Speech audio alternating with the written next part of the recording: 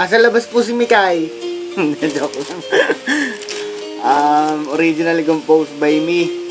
Balance, first verse pa lang, walang chorus. Nakuha ko lang yung beats sa YouTube. Sana magustuhan ninyo. Okay lang kung hindi. Para sa akin naman to. Kumuha ng papel at saka panulat. Hangad ko sana na tayo ay mamulat sa mga ginagawa at nagagawa na kasalanan sa bawat isa.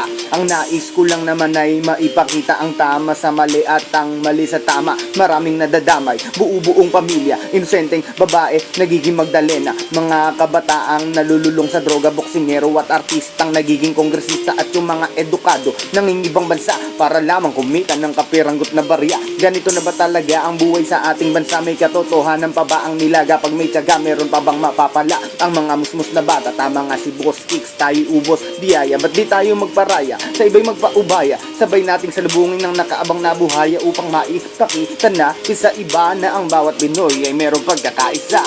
Pagkakaisa, pagkakaisa, yun lang. Pagkakaisa, pagkakaisa, yun lang.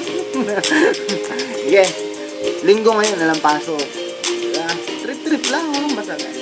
Wala naman siguro mabasag. Thank you.